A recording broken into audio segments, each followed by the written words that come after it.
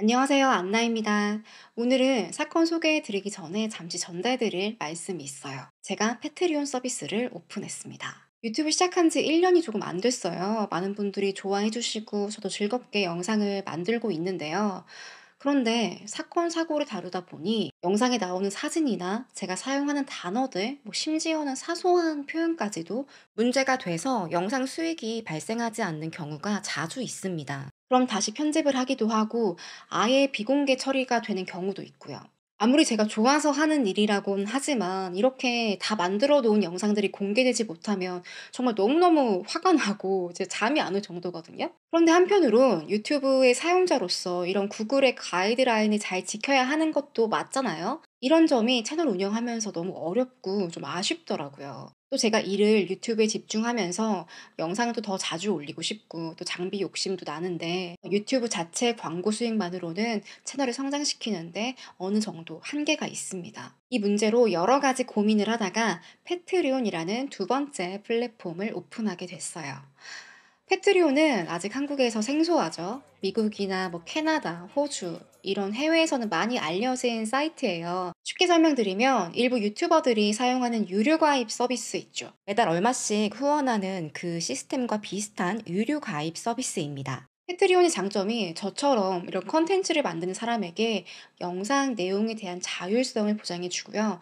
또 알고리즘에 방해받지 않고 정말 저희 안나 이야기를 좋아해 주시는 그런 팬분들과 함께 소통할 수 있는 그런 공간이에요. 제가 패트리온에서 어떤 차별화된 서비스를 제공할 수 있을까 고민을 정말 많이 했는데 사실은 드릴 수 있는 게 많이 없더라고요. 그래서 조금 민망하긴 하지만 그래도 패트리온 팬분들을 위해서 서비스를 몇 가지 적어뒀어요. 한번 접속하셔서 꼭 확인 부탁드릴게요. 앞으로 저는 유튜브 구독자분들 그리고 패트리온 팬분들 모두를 위해서 더 열심히 영상을 제작하도록 하겠습니다. 그럼 패트리온 안나의 이야기 많은 응원 부탁드릴게요. 자, 그럼 사건으로 들어가 볼게요. 몇 달 전이죠. 2023년 7월 17일 조지아주에서 80대의 한 남성이 살인 혐의로 기소가 되었어요. 바로 48년 전에 있었던 8살 소녀 그레첸의 납치 살인 사건의 용의자였습니다. 48년이라는 엄청 긴 시간 동안 미제 사건으로 남아있다가 갑자기 사건의 용의자가 체포된 거예요. 검찰이 이 남성을 기소할 수 있었던 배경에는 이 책 마플스 그레첸 해링턴 트레지디가 중요한 역할을 했습니다. 이 책은 1975년도에 있었던 한 여자아이의 살해 사건을 기록한 트루크라임 북인데요. 그럼 어떤 사건인지 오늘 이야기 시작해 볼게요. 펜실베니아의 마플 타운십은 인구가 약 2만 5천 정도 거주하는 작은 마을이에요. 여러분들 잘 아시는 필라델피아에서 약 18km 떨어진 곳입니다. 90% 가까이 백인들이 거주하고 있는 곳이고 사건 당시인 1970년대에도 지금과 비슷한 인구 2만 5천 명의 인구가 거주하고 있었습니다. 1967년 6월 이곳에서 그레첸 해링턴이라는 여자아이가 태어납니다. 아빠는 해롤드였고 엄마는 애나였어요. 이 두 사이에 네 자매가 있었는데 첫째가 조, 둘째는 해리엇, 그레첸이 셋째, 막내 제시카도 나중에 태어났어요. 그레첸의 아빠는 이 마을에서 존경받는 목사님이었습니다. 지금도 종교인들은 많은 사람들에게 큰 신뢰를 받고 있잖아요. 당시 70년대에는 이 목회자에 대한 믿음이 더 컸다고 해요. 지금보다 더. 헤럴드의 교회는 더 리폼드 프레스비터리안 처치라고 직역하자면 개혁 장로 교회입니다. 이 교회를 A라고 부를게요. 나중에 B도 나와요. 그레첸의 집 바로 근처에 이 아빠 헤롤드의 교회인 A가 있었고 가족들은 아빠가 목사니까 당연히 독실한 기독교 신자였고요. 그레첸은 어렸을 때부터 교회에 가는 게 그냥 일상이었고요. 친구랑 언니들이랑 교회에 여름 캠프 가고 방학 때 어디 놀러 가고 이런 행사가 상당히 자연스러운 일과 중에 하나였습니다. 당시 이 마플스 타운십에는 교회가 딱 두 개 있었어요. 하나는 그레첸의 아빠가 목사님으로 있는 교회 A, 다른 하나는 그레첸의 가장 친한 친구의 아빠가 계시는 교회 B였어요. 그레첸에겐 마라라는 친구가 있었는데 이 친구 아빠가 데이비드 잔스트라라는 부목사로 교회에서 일하고 있는 사람이었습니다. 이 교회 이름은 트리니티 채플 기독개혁교회인데 이 교회를 교회 B로 부를게요. 그레첸과 마라는 베스트 프렌드였어요. 그 아빠가 목사님, 부목사님 이렇게 목회자이니까 둘이 비슷한 생활 환경에서 자랐을 거고 뭐 나이도 비슷했고 집도 가까웠고요. 서로 집에 가서 자고 오기도 하고 뭐 오늘은 니네 아빠 교회 갔다가 뭐 어떤 날은 우리 아빠 교회 가고 뭐 이렇게 왕래가 잦았다고 합니다. 또 마을에 두 교회가 딱 붙어 있으니까 이 교회도 교류가 자주 있었다고 해요. 뭐 행사를 같이 진행하기도 했었고요. 그러던 어느 날이었어요. 1975년 8월 15일이었어요. 당시 교회에서 베케이션 바이블 스쿨이라고 북미에서 줄여서 VBS라고 부르거든요. 한국의 교회에서는 여름 성경학교라고 하더라고요. 이제 거기에 갈 준비를 해요, 그레첸이. 보통 일주일 정도 이 프로그램을 짠다고 하는데요. 성경 공부도 하고, 뭐 아이들끼리 놀면서 수영도 하고, 요리도 하고, 뭐 곤충도 잡는 뭐 그런 활동들이 주라고 해요. 이때 그레첸의 나이가 8살이었어요. 방학 되면 언니들이랑 같이 이 성경학교에 꼭 참석을 했는데 그레첸이 매년 손꼽아 기다리던 행사 중 하나였다고 합니다. 이번 성경학교는 교회 A와 B가 공동으로 개최했어요. 두 교회에서 공동 개최를 하다 보니 아이들이 여러 그룹으로 나뉘어서 뭐 하루는 이 교회, 하루는 저 교회 이렇게 왔다 갔다 하는 일정이었다고 해요. 8월 15일 오전이었어요. 이날은 B 교회에서 일정이 있었습니다. 친구 마라의 아빠가 있는 교회가 B예요. 이 교회는 그레첸의 집에서 800m 정도 거리에 있었는데 원래는 그레첸이 항상 언니들과 함께 교회에 갔다 왔다 했대요. 그런데 이날은 조금 달랐어요. 그레첸의 엄마 애나가 막내 제시카를 갓 출산을 한 거예요. 그래서 막 집으로 데리고 오는 날이 바로 이날이었습니다.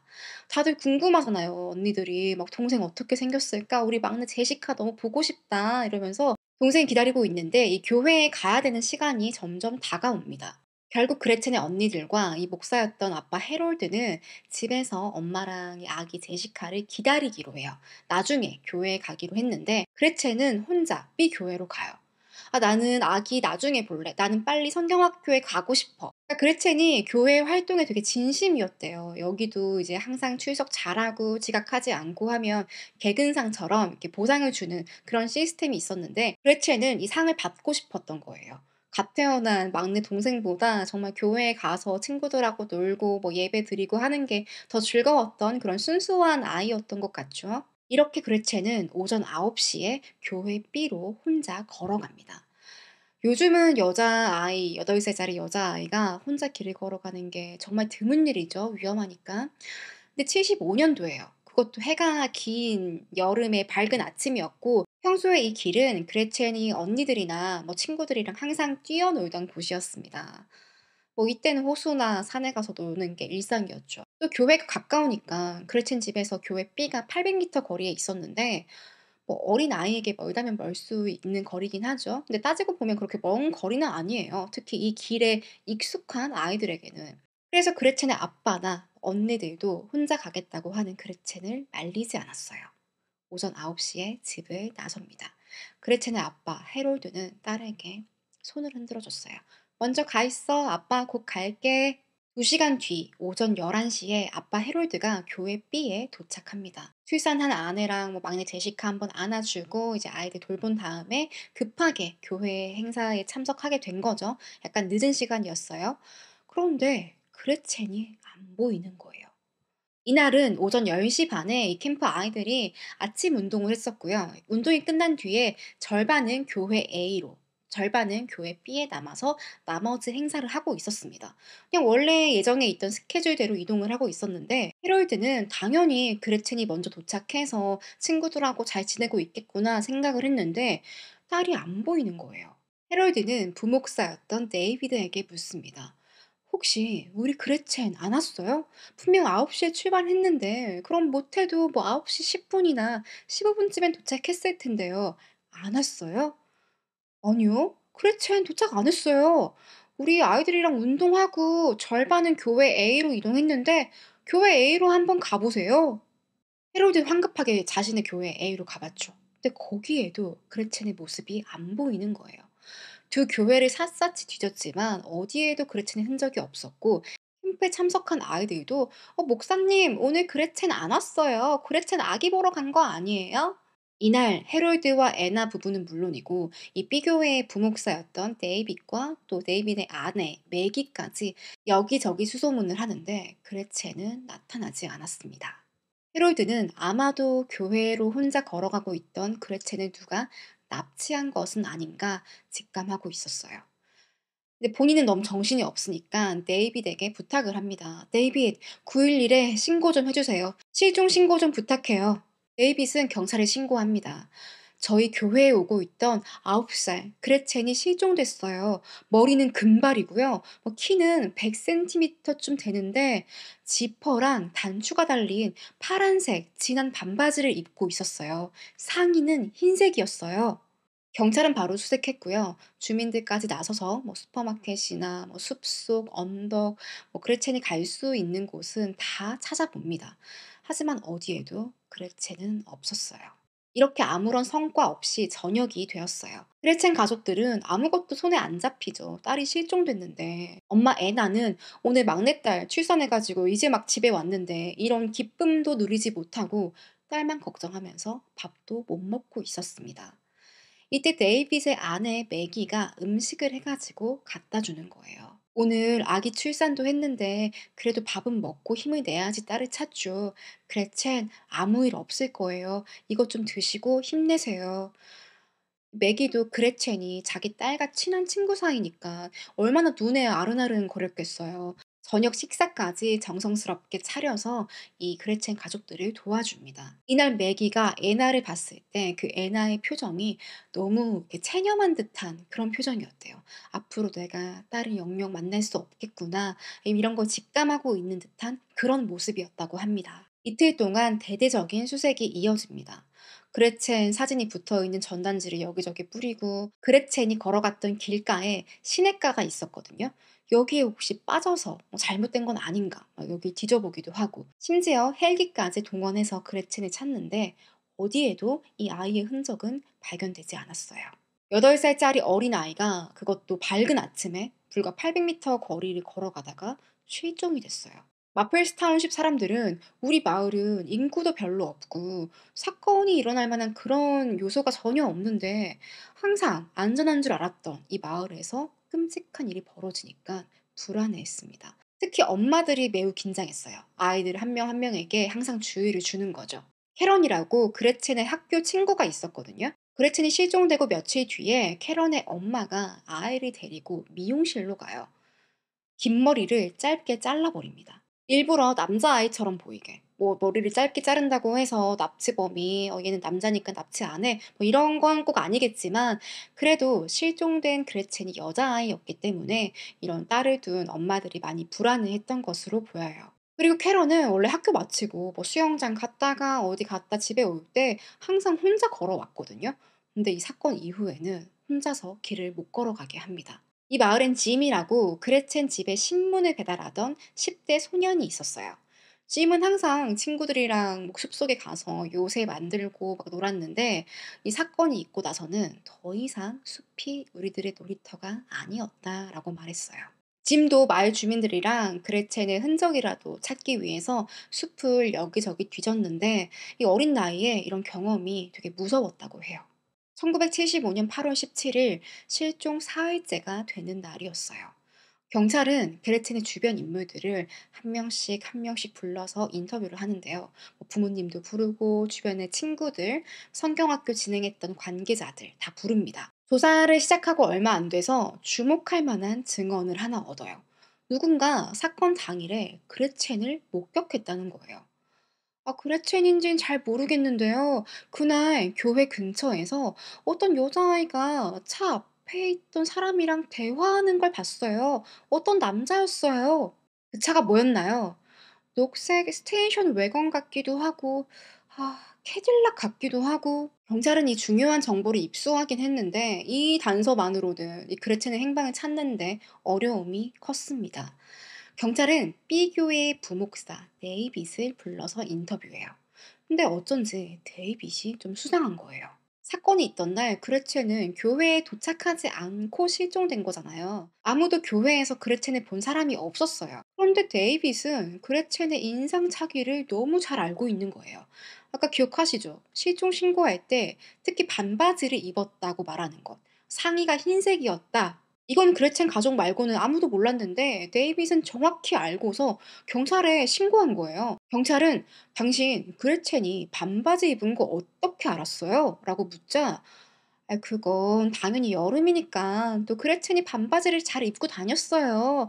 그냥 짐작해서 말한 거예요. 경찰은 데이빗을 의심했는데 당시 그가 그레첸이 혼자 길을 걸어가던 시간인 9시 10분에 다른 아이들을 픽업하느라 운전을 하고 있었고 나는 9시 반에 교회에 도착했다라고 진술하는 거예요. 그리고 헤롤드가 딸이 사라졌다고 말하기 전까지는 그레첸의 실종 사실을 몰랐다고 증언을 합니다.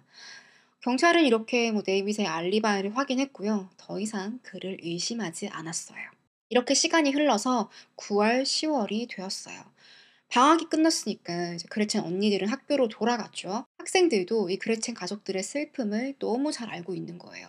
어떤 말도 할 수 없었대요. 이 시기에 언니 조와 해리엇은 눈에 띄게 말수가 줄었습니다.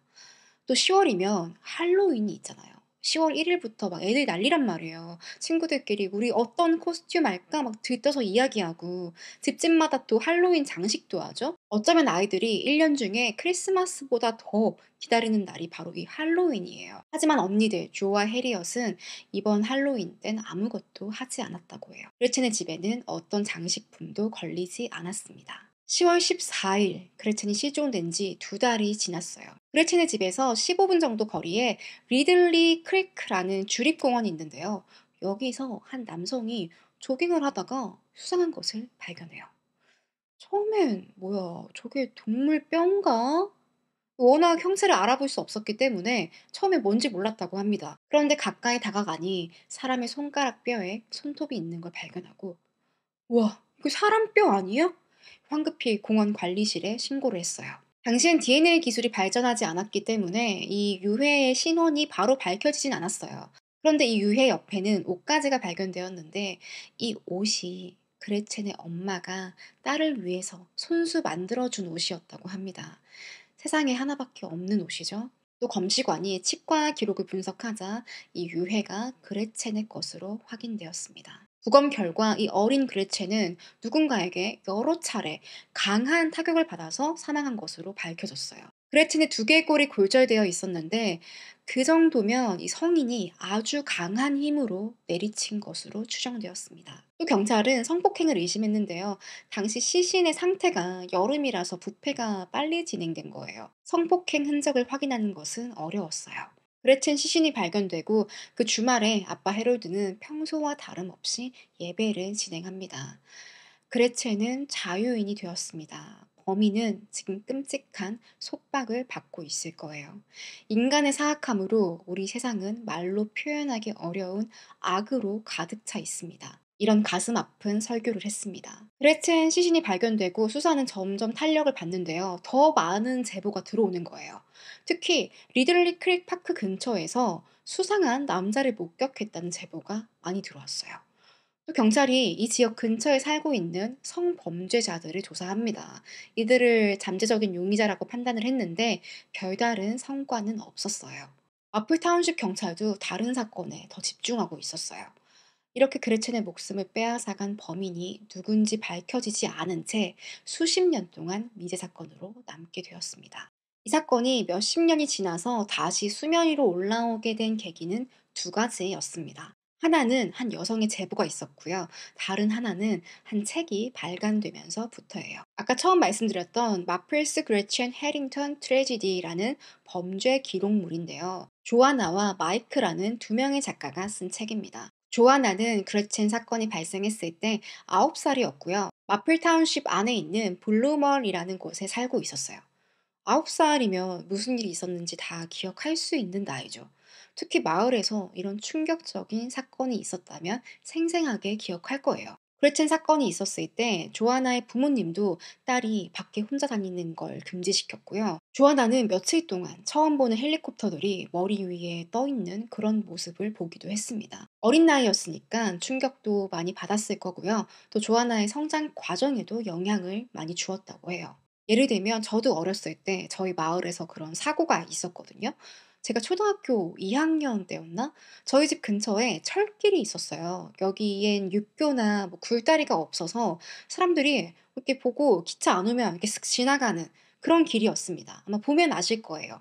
표지판도 없고 뭐 신호등도 없고 뭐 사람들이 많이 다녀서 잡초도 없이 그냥 흙바닥으로 다져져 있는 그런 길이었어요. 사람들이 다른 길로 돌아가면 뭐 10분에서 15분 정도 더 걸어가야 하니까 이렇게 슬쩍 기차 안 올 때 그냥 건너는 거예요.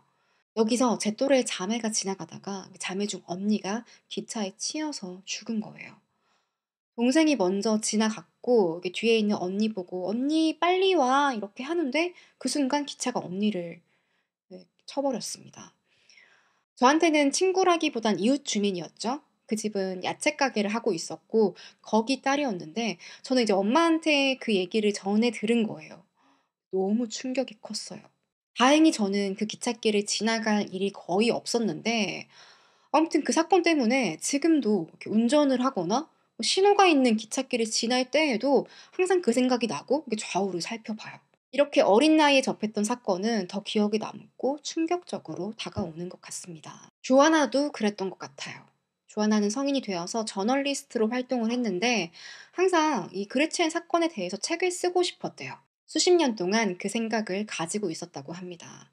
공동저자인 마이크도 마찬가지였어요. 참고로 마이크도 조아나와 같은 마을 출신입니다. 이 사건에 대해서 관심이 컸겠죠. 둘은 그레첸 사건에 대해서 직접 당시 수사 기록도 찾아보고 그레첸의 가족들, 당시 사건을 기억하고 있는 인물들, 또 여름 성경학교를 진행했던 교회 관계자들도 찾아가서 인터뷰를 해요. 심지어 용의자의 인터뷰도 있습니다. 조아나와 마이크는 당시 이런 인터뷰 내용과 이 사건의 구체적인 흐름을 책에 담았고요. 또 시대적으로 이 어린 여자아이들이 당했던 폭력에 대해서도 소개를 했어요.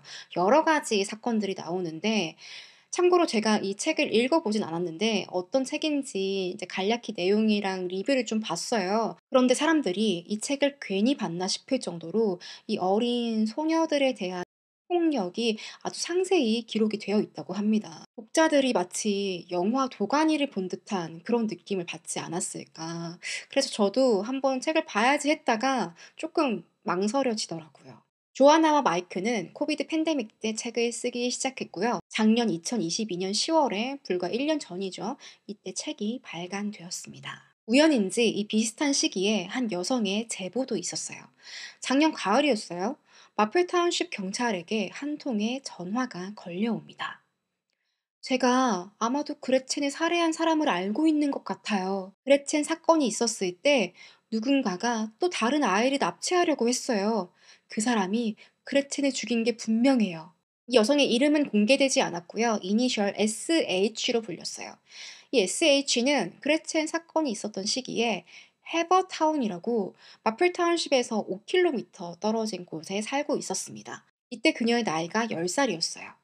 경찰은 이 연락을 받고 그레첸 사건은 펜실베니아주 경찰로 연락하세요. 그레첸이 우리 마플타운십 주민이긴 했는데 시신이 국립공원에서 발견된 거 아시죠? 그럼 주 경찰서로 연락하셔야죠. 게다가 우리 마플타운십엔 경찰이 4명밖에 없어요. 펜실베니아주로 연락하면 거기 훨씬 지원 인력이 많을 겁니다. 어쩐지 좀 오래된 사건이라 그런 건지 경찰이 안일하게 대처하죠. 정말 관할이 주 경찰이라서 넘긴 건지 아무튼 이렇게 답을 했다고 해요. SH는 다시 한번 용기를 내서 펜실베니아주 경찰로 연락을 했어요. 그리고 2023년 1월에 경찰과 인터뷰를 잡았습니다. SH는 자신이 10살 때 있었던 일에 대해서 이야기하는데요. 이 여성의 나이가 정확히 밝혀지진 않았지만 그레첸과 비슷한 걸로 봐서는 현재는 50대 중반일 것으로 추정이 돼요. SH는 10살 때 친하게 지내던 친구가 있었대요. 그 친구 집에 자주 놀러 갔었고 주말이나 방학 되면 잠을 자고 오는 일도 있었다고 합니다. 그런데 어느 날 평소처럼 친구 집에서 자고 있었어요. 한밤중에 뭔가 이상한 느낌이 들어서 깼는데 친구 아빠가 자기 몸을 만지고 있는 거예요. 깜짝 놀라서 몸을 막 움직이니까 이 친구 아빠가 황급히 방을 나가더래요.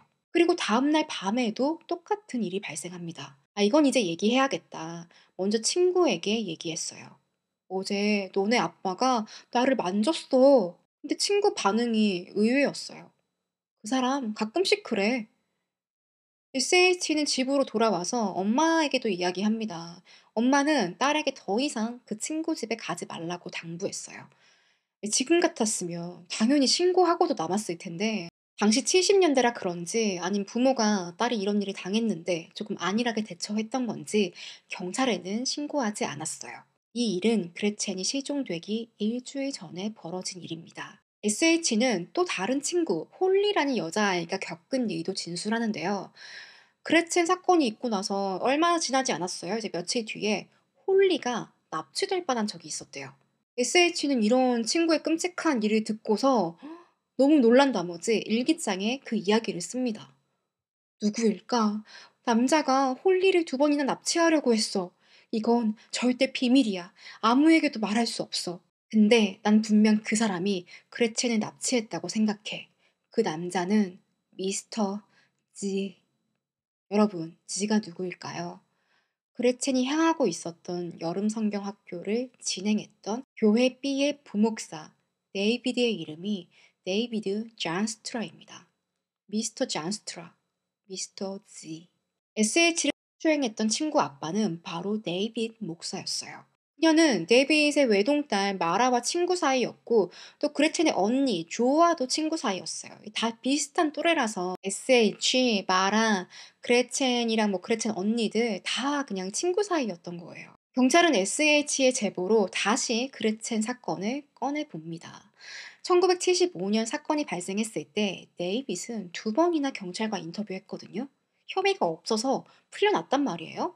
당시 인터뷰를 진행했던 형사는 마플 타운십 이제 경찰이었는데 2020년도에 이미 사망한 상태였습니다.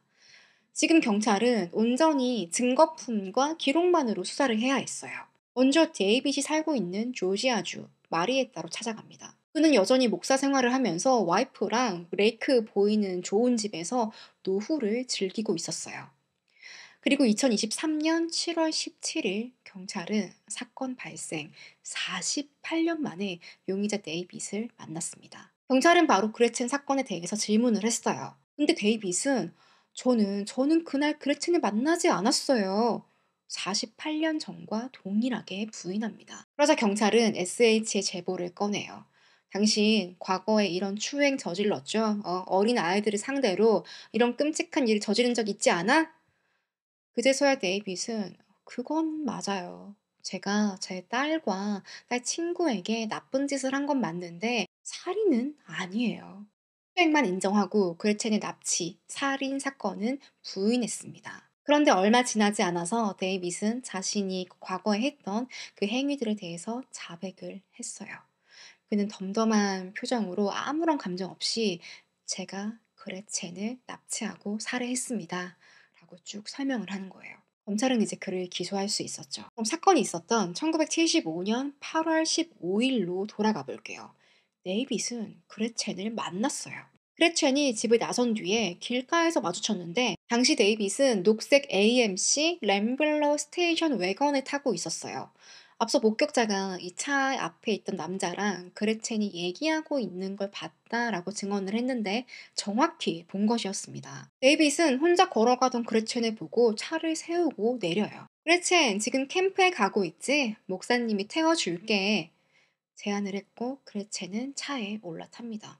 평소에도 잘 알고 지내는 사람이었고 친구 아빠이자 교회 목사인데 심지어 내가 지금 가고 있는 성경학교를 진행하는 교회의 부목사님이에요. 아무런 의심 없이 차를 탑니다. 그런데 이 차가 교회가 아닌 다른 방향으로 가는 거예요. 목사님, 여기 교회 가는 길 아닌데요?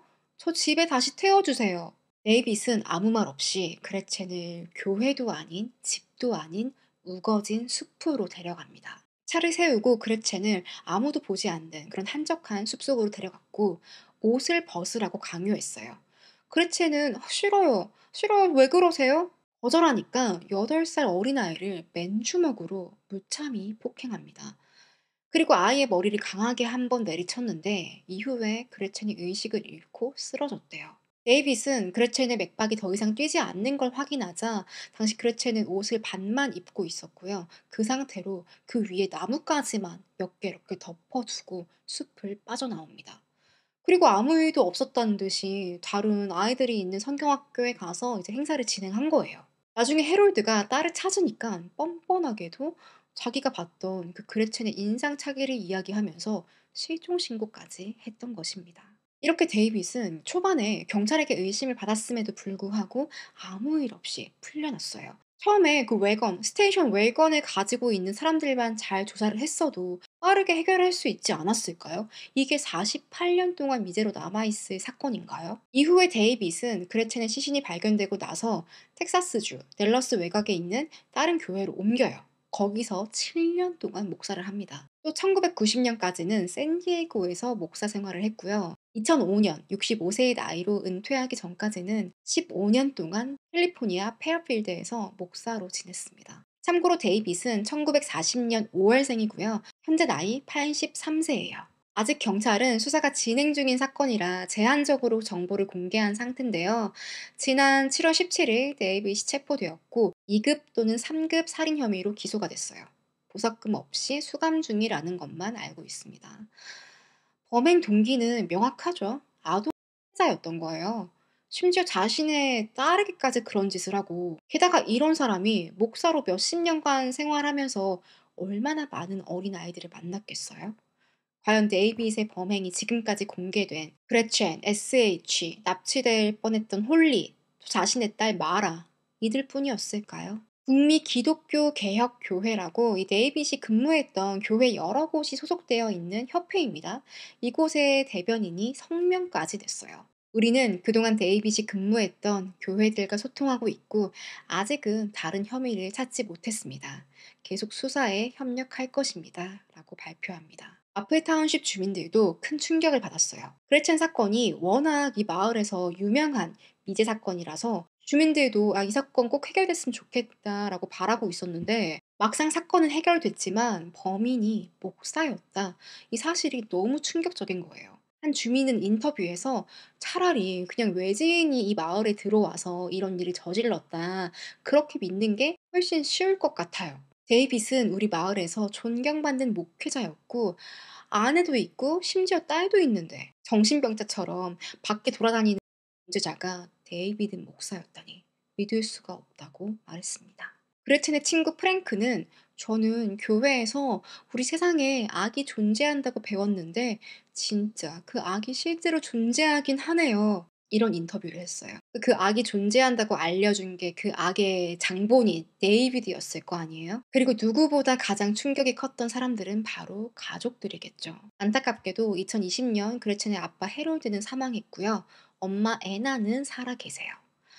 가장 가까이 있었던 이웃이자 동료였던 목사가 범인이었다니. 이게 얼마나 충격이 크겠어요? 기억하시죠? 심지어 데이비드의 아내는 그레첸 실종된 날 저녁까지 만들어서 이것 좀 드시고 힘내세요. 이랬단 말이에요. 뭐 물론 아내는 죄가 없긴 하지만 또 이 가족들이 그레첸의 장례식장에도 참석했습니다. 데이빗이 범인으로 밝혀지고 가족들이 얼마나 소름 끼쳤을까요? 펜실베니아주 경찰 조나단은 범죄가 50년 전이던 5분 전이던 관계없이 모든 범죄에는 만료일이 없다. 라면서 계속해서 수사해 갈 것이라고 성명을 발표했고요. 참고로 미국 연방법에 따르면 살인, 아동 범죄는 공소시효가 없습니다. 또 펜실베니아주 경찰은 데이빗의 DNA를 확보한 상태인데요. 전국적으로 이 실종, 살인 사건, 이런 여러 가지 강력 범죄들의 증거와 대조해 볼 계획이라고 해요. 전문가들은 데이비드가 분명 밝혀진 사건 이외에 다른 추가 범행이 있을 것이다. 아직 밝혀지지 않은 미제 사건도 해결할 수 있지 않을까 예상하고 있어요. 실제 그레첸이 실종되기 몇 달 전에 블룸몰이라고 한 그 조아나가 살았던 마을 있죠? 거기서 15살 소녀 웬디가 실종되었습니다. 웬디는 한 교회의 성가대 모임에 가고 있었거든요. 이 사건에 혹시 데이빗이 연관되어 있지 않나 수사를 하고 있고요. 또 1991년 니키라는 별명을 가진 아만다 니콜이 실종되는 사건이 있었어요.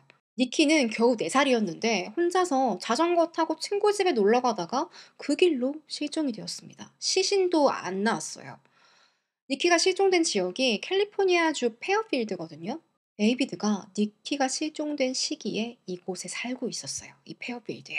경찰은 이것 또한 데이비드의 소행이 아닌지 수사를 하고 있어요. 앞으로 재판이 어떻게 진행될지 지켜봐야 하지만 데이빗이 자백을 했고 또 검사에도 기소하면서 반드시 유죄가 나올 거다. 데이빗은 나이가 많기 때문에 평생 감옥에서 살게 될 것이다 라고 확신하고 있습니다. 이 오래된 미제 사건이 해결되어서 다행이긴 한데 좀 한편으로는 씁쓸하지 않나요? 주변에서 가장 내가 신뢰한다고 생각했던 사람이 이런 끔찍한 살인자라며 그 충격에서 정말 쉽게 헤어나오지 못할 것 같은데요. 또 정확히 구체적으로 발표할 수는 없지만 조아나와 마이크의 책이 데이빗을 기소하는데 큰 도움을 주었다고 밝히기도 했어요. 이건 제 추측인데요. 아마도 조아나와 마이크가 이 사건 취재하면서 주변 사람들, 그 당시 일을 기억하고 있는 사람들을 찾아갔고 그 중에 SH가 있었던 것 아닌가. 그래서 조아나와 마이크에게 용기를 얻었고 48년 만에 자신의 고통스러운 피해를 밝힐 수 있지 않았을까요? 많은 사람들이 용기 내서 진술한 SH에게도 감사해하고 있습니다. 이런 어린 시절에 문제를 털어놓는다는 게 상당히 어려운 일이라고 하더라고요.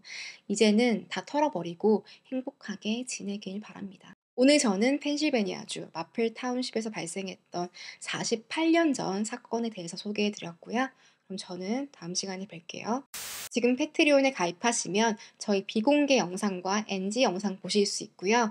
유튜브보다 하루에서 이틀 정도 영상을 일찍 만나보실 수 있습니다. 꼭 한번 접속해서 어떤 서비스가 있는지 한번 확인해 주세요.